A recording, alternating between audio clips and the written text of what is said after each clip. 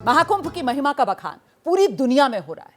महाकुंभ महापर्व है जिसे सनातन का गौरव कहा जा रहा है, लेकिन इसके साथ एक बहस शुरू हो गई। क्या कुंभ सिर्फ सनातनियों के लिए या गैर सनातनी भी इसमें शामिल हो सकते हैं? सनातन के सेंटर में इस बहस का दायरा बहुत बड़ा है, जो कभी संभल तक पहुंचता है, कभी संविधान और मनुस्मृति तक पहुंच जाता है। और इस बहस के हर पहलू को आपको विस्तार से समझाने के लिए एक बड़े विशेषज्ञ हमारे साथ मौजूद हैं।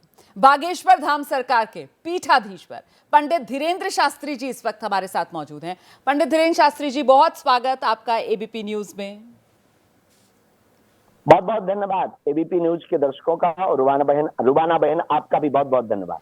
मेरा पहला सवाल आपसे यह है, क्योंकि दिव्य भव्य महाकुंभ शुरू होने से पहले ही जिस पावन धरती पर इसका आयोजन हो रहा है, उस धरती को लेकर 54 बीघा धरती, ये तो वक्फ की जमीन है, इस तरीके का दावा एक मौलाना लेकर सामने आ जाते हैं। आप इस दावे को किस तरीके से देख रहे हैं? रंग में भंग डालने की कोशिश, कोई बड़ी साजिश, या फिर कुछ और? देखिए बहन, महाकुंभ सियासत का विषय नहीं है, महाकुंभ सनातन का विषय है। और इसमें सियासत करना, राजनीति करना महामूर्खता है। रही बात मौलाना साहब की, तो इनको ये बुद्धि नहीं है। उन्होंने कहा कि ये वक्फ बोर्ड की जमीन है, 54 बीघा, ये शुद्ध रूप से इस देश में दंगा चाहते हैं, इस देश में ये विवाद चाहते हैं, इस देश के सनातनियों को डराना चाहते हैं, इस देश के संविधान और कानून के साथ खिलवाड़ करना चाहते हैं। इनको तो देश से निकाला कर देना चाहिए। ये डरा रहे हैं या धमका रहे हैं या उकसा रहे हैं? नहीं, ये डरा भी रहे हैं, धमका भी रहे हैं, और हिंदुओं को ये उकसा रहे हैं। और समय रहते अगर हिंदू नहीं चेते तो हिंदुओं के मकान इनके होंगे। जैसा कि इन्होंने कहा है कि ये वक्फ बोर्ड की जमीन है, इन्होंने कहा कि संसद भवन वक्फ बोर्ड की जमीन है। कल के दिन ये एबीपी का न्यूज चैनल का जहां पर ऑफिस है, हेड ऑफिस, वहां बोल देंगे ये भी वक्फ बोर्ड की जमीन है। तो इन पर लगाम लगाने की जिम्मेदारी किसकी है? सरकार की, कानून की, देश के हिंदुत्ववादी लोगों की और उनके खुद के लोगों की, जो कहते हैं कि हम शांति चाहते हैं, जो कहते हैं कि हम देश में एकता चाहते हैं, जो कहते हैं कि हम हिंदू मुसलमान नहीं चाहते हैं। अब हम उन मौलानाओं से कहना चाहते हैं कि अब फतवा जारी क्यों नहीं हो रहा, जब इन्होंने जो है सनातन के रंग में भंग करने की कोशिश की, सियासत करना प्रारंभ किया सनातन को नीचा दिखाने के लिए। और सनातन के इतनी बड़ी आस्था के महाकुंभ जो लगने, दिव्य भव्य महाकुंभ लगने वाला है, उस आस्था में अन्य साजिशों को इन्होंने निमंत्रण देने का जो प्रारंभ किया कि हिंदू मुसलमान हो जाए, तो निश्चित रूप से अब इनके मौलानाओं की, अन्य मौलानाओं की ये जिम्मेदारी है तो तुरंत इन पर फतवा जारी करें, इनको देश से निकाला करें। बहुत बढ़िया आपने यहाँ पर जवाब दिया है। अगला सवाल मेरा ये है कि देश की एकता के लिए कहीं ना कहीं आप भी इस बात के पैरोकार हैं कि हिंदू मुस्लिम एकता की जरूरत है।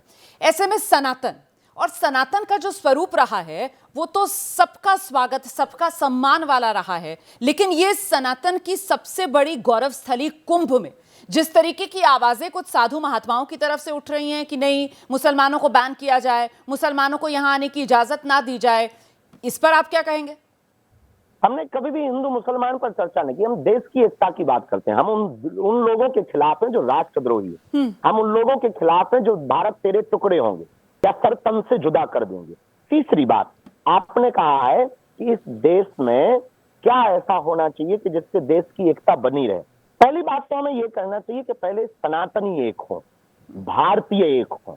पहले आपको भारतीय होने पर गर्व होना चाहिए। पहले भारतीय तो एक हो, आप पहले भारतीय तो बनो, पहले सबसे पहले हिंदुस्तानी तो बनो, इसके बाद में कुछ और बनो। पहले हिंदुस्तानी बनो, सनातनी बनो। रही बात कि प्रवेश ना दिया जाए, तो देखिए हम बहुत स्पष्ट रूप से आपको बहन जी कह दे दें, उनको प्रवेश वर्जित है जो थूक कांड करते हैं, जो मूत्र कांड करते हैं, जो लव जिहाद करते हैं, जो लैंड जिहाद करते हैं। ऐसे लोगों का आस्था के महापर्व में आने का कोई अधिकार नहीं है, ना उन्हें आना चाहिए। और क्यों आना चाहिए? जब आपको संगम का ज्ञान नहीं, त्रिवेणी का ज्ञान नहीं, संतों का ज्ञान नहीं, खालसों का पता नहीं, 13 पंथों का पता नहीं, आपको मजहब के बारे में, सनातन धर्म के बारे में पता नहीं, आप अपने मजहब के लिए अगर कट्टर हैं या अपने मजहब की बातों को ही केवल उड़ेलने आ रहे या किसी के कहने पर आप थूक कांड या मूत्र कांड करने आ रहे, तो इससे बढ़िया है कि आप मत एंट्री करिए, मेरे अंगने में तुम्हारा क्या काम। ठीक है, आपने अभी कहा कि सबसे पहले भारतीयों को एक होने की जरूरत है। पिछले दिनों केरला के मुख्यमंत्री हैं, उनका एक बयान सामने आया और उनकी तरफ से कहा गया कि ये जो सनातन व्यवस्था है, ये सनातन व्यवस्था ही जातिवाद को बढ़ावा देने वाली व्यवस्था है, ये ब्राह्मणवादी वर्चस्व जो है उसको स्थापित करने वाली व्यवस्था है। मैं आपसे समझना चाहती हूं, आपने तो खुद हिंदू एकता यात्रा निकाली, आपने तो खुद मार्च किया, जात और पात के जंजाल से बाहर निकालने की मुहिम में तो आप जुटे हुए हैं। आप क्या जवाब देंगे केरल के मुख्यमंत्री को?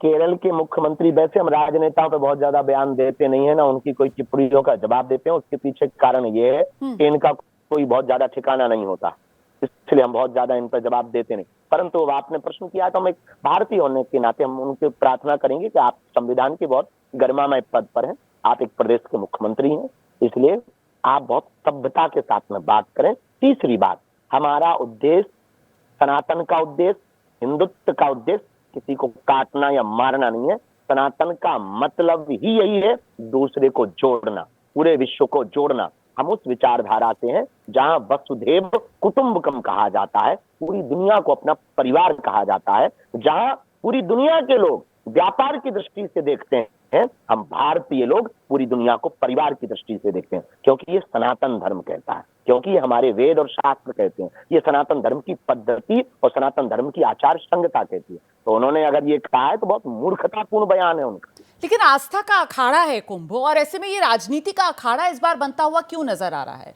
वो जो चुनावी नारे होते हैं, बटोगे तो कटोगे, उसकी तर्ज पर कुंभ में हम देख रहे हैं पोस्टर्स लगवाए जा रहे हैं, डरोगे तो मरोगे, जिसका कुछ साधु संत ही आकर खुद विरोध करते हैं। अच्छा, साधु संतों की तरफ से ही पोस्टर लगवाए जा रहे हैं, दूसरे साधु संत आते हैं तो वो इसका विरोध करते हैं। ऐसा क्यों हो रहा है?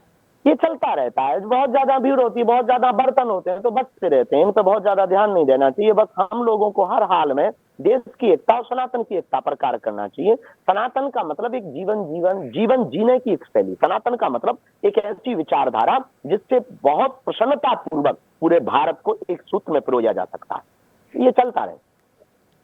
आपने बड़े आराम से कह दिया कि बर्तन होते हैं, बचते रहते हैं, लेकिन ये तो संत महात्मा है ना, और बर्तन तो वहां बचते हैं ना जहां पर महत्वाकांक्षा होती है, बर्तन तो वहां बचते हैं जहां किसी तरीके का लोभ होता है, माया होती है। ये साधु महात्माओं के बीच में कौन सी लोभ माया जो यहाँ पर बर्तन बज रहे हैं? ये लोभ और माया से थोड़ी ये पोस्टर लगा रहे हैं, ये तो सिर्फ हिंदुओं को अलर्ट करने के लिए लगा रहे हैं। अगर कोई हिंदुओं को अलर्ट करने के लिए लगा रहा है तो इसमें हमें नहीं लगता कि कोई बहुत बुराई है। अपनी कल्चर, अपनी संस्कृति और अपने परिवार और अपने समाज को जगाने का सबको संविधान ने अधिकार दे रखा है, और हम भी यही कर रहे हैं, आप भी यही कर रहे हैं। तो इसका विरोध शंकराचार्य जी की तरफ से किया गया, तो मतलब फिर शंकराचार्य जी को इसका विरोध नहीं करना चाहिए था? उन्होंने गलत किया? नहीं, उनकी अपनी निजी विचारधारा है कि वो क्या कर रहे हैं। हम किसी के पक्ष में नहीं है, हम सिर्फ हिंदुत्व के पक्ष में है, और कोई भी व्यक्ति हिंदुत्व के लिए, सनातन एकता के लिए, सबको जोड़ने के लिए, देश को जोड़ने के लिए बात करेगा, हम उसके पक्ष में है। अब हमारे शंकराचार्य जी के खिलाफ हम कुछ बोलेंगे, वो हमारे प्रधानमंत्री हैं, या किसी संत के खिलाफ बोलेंगे, ये हमारी क्षमता नहीं है। हमारी एक निजी मर्यादा है, हमारी पीठ की एक निजी मर्यादा है, हमारी कोई बहुत बड़ा पद नहीं है, बहुत बड़ी सामर्थ्यता नहीं। इतना कह सकते हैं कि देश को, हिंदुओं को, सनातन को जो जोड़ने की बात करे, बागेश्वर पीठ तो भैया उसके साथ हैं, बहुत मजे से बाहर नहीं निकले, स्पष्ट रूप से। ठीक है, तो डरोगे तो मरोगे, इस तरीके जो पोस्टर वहां पर लगे उसमें आपको कुछ गलत नहीं लगता, आपको उस पर कोई आपत्ति नहीं? आप कह रहे हैं कि हिंदुओं को जोड़ने के लिए जो भी प्रयास होंगे आप उसके साथ। बात में डरना किस बात पे? जो पोस्टर अगर किसी ने लगाया तो हमने इस स्थिति से देखा कि डरोगे तो मरोगे सही पोस्टर है, क्या गलत पोस्टर है? बात भी सही है कि डरना किस बात का? जब हम तुम्हारे बाप का खाते नहीं तो डरेंगे? सब अपना अपना खा रहे हैं, सब अपने अपने हिसाब से जी रहे हैं, अपनी मेहनत कर रहे हैं, तो एक दूसरे से डरना नहीं चाहिए। डरना कानून से चाहिए, डरना पाप से चाहिए, डरना भगवान से चाहिए, मजहबी विरोधियों से, देश को टुकड़े करने वालों से, फूक कांड, मूत्र कांड, लव जिहाद कांड करने वालों से, या फिर देश में वैमनस्यता फैलाने वालों से, वो कोई भी हो, यानी हाउ, उससे किस बात का डर है? और अगर डर रहे तो तुमसे बेहतरीन कायर कोई नहीं। ठीक है। अच्छा, नेता जो है वो भी जमकर राजनीति कर रहे हैं। पिछले दिनों एक नेता का बयान आया कि साहब लोग जो हैं वो पुण्य कमाने जाएंगे और जो सरकारें हैं वो अपने पाप धोने जाएंगी कुंभ में। राजनेताओं की अपनी अपनी चीजें चलती नहीं थी, हम उन पर बहुत ज्यादा बोलते नहीं बहन। आप तो हमारे अध्यात्म से संबंधित पूछ सकते हैं। मुझे ये बताइए, ठीक है, अध्यात्म से संबंधित सवाल ये है कि कुंभ जो है वो तो आस्था का महापर्व है ना, और ऐसे धार्मिक अनुष्ठान में निमंत्रण देने की तो जरूरत नहीं होती है। इस बार कुंभ के लिए जिस तरीके के निमंत्रण जो दिए गए उसको लेकर भी विवाद है, इस पर आपका नजरिया? निमंत्रण दिया जाना चाहिए था? महाकुंभ का निमंत्रण पूरे विश्व को है, पर व्यक्तिगत रूप से हम जैसे खालसा लगाए, हमारे गुरुजी का खालसा लग रहा, तो अगर हम किसी को बुला रहे हैं या निमंत्रण दे रहे हैं तो ये हमारी निजी आस्था है, हमारा निजी विषय है। लेकिन महाकुंभ का निमंत्रण तो पूरी दुनिया को कोई भी आ सकता है, पर कोई अगर निमंत्रण दे भी रहा है तो भाई अगर तुम्हें स्वीकार करना है करो, नहीं करना है मत करो। हमें नहीं लगता कि ये कोई बहुत ज्यादा सियासत का विषय है। निमंत्रण सियासत का विषय नहीं है। आना जाना, इस पर टिप्पणी करना और इसमें राजनीतिक रोटियां सेकना, ये सियासत का विषय है। तीसरी बात, धर्म से राजनीति चलती है, राजनीति से धर्म नहीं चलता है। धर्म से राजनीति चलती है, तो वो राजनीति के लिए किस धर्म की जरूरत है, जरा इसके बारे में भी विस्तार से बता दीजिए दर्शकों को। मानवता के धर्म की, देश के हित के धर्म की, विश्व के हित के धर्म की, उस धर्म की जो पूरी दुनिया को अपना मानता है, काफिर नहीं कहता है, उस धर्म की जो सबको समेटता है, उस धर्म की राजनीति जो सबको अपना बनाने की क्षमता रखता है, उस धर्म की राजनीति जो शिकागो के धर्म सम्मेलन में भी बहन और भाई, माई ब्रदर्स एंड सिस्टर्स करके संबोधन करता है, उस धर्म की जो जीवों में भी परमात्मा देखता है, उस धर्म की जो नर में भी नारायण देखता है, उस धर्म की जो जगत में जगदीश देखता है। तो वो धर्म आज नजर आ रहा है समाज में, क्योंकि कुछ लोग ये कह रहे हैं कि ठीक है, बिल्कुल 500 साल के इंतजार। अब आपको नहीं आ रहा है, नहीं, मेरा सवाल सुनिए। किसी को नहीं आ रहा है तो उसको कहते भाई हमारी सुनिए, अगर किसी को दिखाई नहीं पड़ रहा है तो इसका मतलब संबंधित थोड़ी है, अपनी रेटिना का इलाज करवावे, चश्मा लगवावे या फिर आंखें बदलवावे। अब तुम्हें नहीं दिख रहा है तो हम क्या करें, हमें दिख रहा है। नहीं, आपको अगर दिख रहा है, अगर आपको दिख रहा है और कहीं कोई दिक्कत नहीं है तो फिर, क्योंकि हिंदुत्व के पोस्टर बॉय हैं आप, है ना, नटखट भी हैं आप, चंचल भी हैं आप, और हटयोग करने में भी आप जो है उसका कोई सानी नहीं है, और ऐसे में भारत हिंदू राष्ट्र बने, फिर ये हट क्यों कर रहे हैं आप? ना हम हिंदुत्व के पोस्टर बॉय हैं, ना हमें हिंदुओं का नेता बनना है, ना हमें हिंदुओं से माला चाहिए, ना हमें इस देश की सत्ता चलानी है।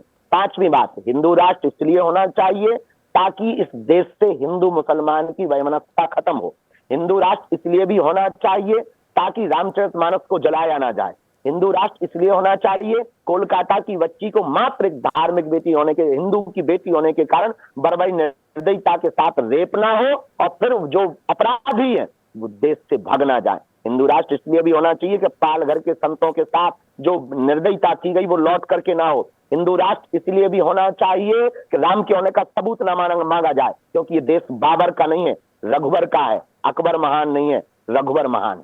तो ये सारी सुरक्षा तो देश का संविधान भी देता है, इसके लिए जरूरी थोड़ी है। अगर देता होता तो ये कैसे होता? हम कानून के या संविधान के खिलाफ थोड़ी हैं।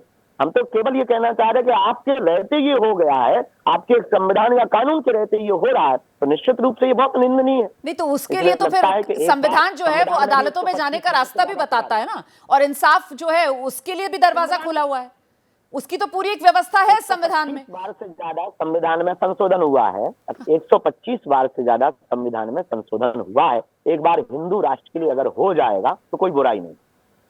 मनुस्मृति और संविधान, मनुस्मृति वर्सेस संविधान, ये बल्कि एक तरीके की बहस है जो लगातार राजनीतिक तौर पर आगे बढ़ाई जाती है। आप इसको किस तरीके से देखते हैं? ये बहस ही मूर्खतापूर्ण है। मनुस्मृति या संविधान को, दोनों को वर्सेस बनाने की जरूरत ही नहीं।